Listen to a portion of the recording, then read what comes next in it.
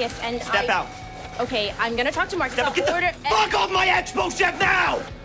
Get the fuck off! Thank you!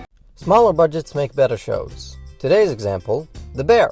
No, but for real, I don't know if the budget for this show was little or if it's purposefully minuscule, but the show I'm going to be talking about today is on a much smaller scale compared to the kind of streaming service series we're watching today.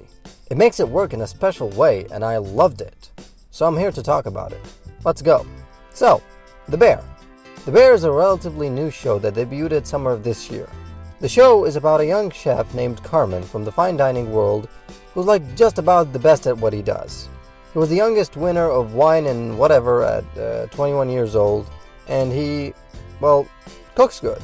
When his older brother commits suicide and leaves his restaurant in his will to Carmen, Carmen finds himself in one of the worst possible positions, having to navigate the nightmare of debt that his brother owed, the disgusting restaurant that's not up to his standards, and some of the most fucked up and nightmarish staffs you could possibly meet, while also working his way around his anxiety and panic attacks from his past, and dealing with the loss of his brother. It's a comedy drama, by the way. Haha, sounds really funny. You got Carmen, who's a loner boss and wants to shove his face in this restaurant and worry about saving it instead of having to face the realities of his situation. Sydney, who is an insanely ambitious young cook who's trying to make a real difference, but is super impatient and annoying and doesn't like to listen to anybody. Richie, who's the lovable, annoying misfit of the bunch, who doesn't want to follow Carmi's plan and kinda just tries to be a rebel, but by the end he's like the most interesting character in the show, and the show leaves a lot of room for more development in his character.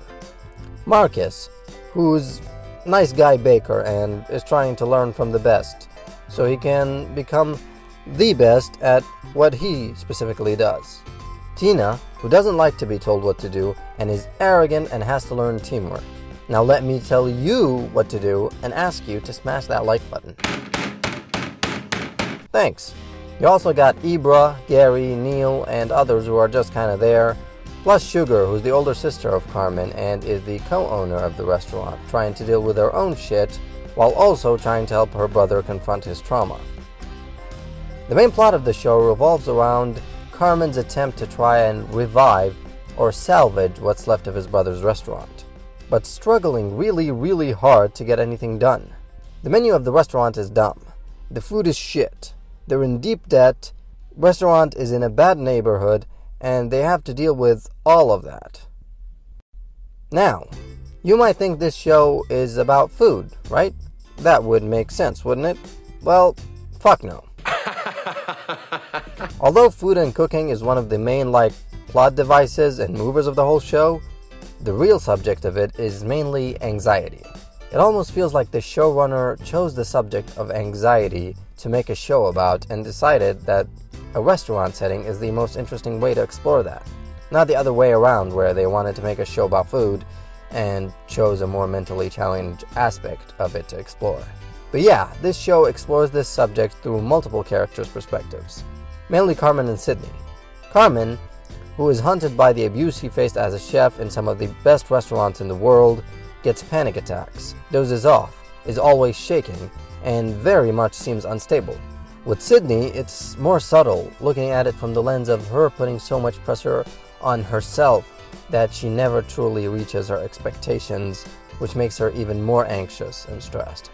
And the show gets you that stressy feeling in an amazing way. Most of the show is shot close up. Usually the camera is on the faces of the actors. It makes you feel in a tiny space and claustrophobic, especially during the restaurant scenes, which is where most of the show takes place.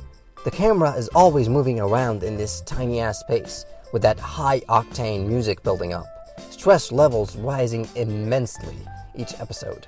If you've ever seen the directing style of the Safdie brothers, and specifically the movie Uncut Gems, you'll get what I mean about how unsettling everything feels. And it all culminates in one of the craziest, most stressful short episodes of television I might have ever seen, when they are building up to the opening on a random day and they're faced with that gigantic problem that leads to one of the craziest loudest segments ever. I don't really want to spoil it too much because I want you to see it for yourself, but trust me, it's awesome. It will kill you, but it's awesome. The show does start out a bit too cringe, but it gets way better each episode. The second half is definitely levels better than the first. So come on, what more do you want? You got top-notch writing, great performances, fantastic storytelling, and really interesting characters. And it's pretty short. Each episode is 25 to 30 minutes long, and there's only 8 of them. But this isn't a limited series. They are obviously teasing a season 2, and I'm recommending it. What more do you need?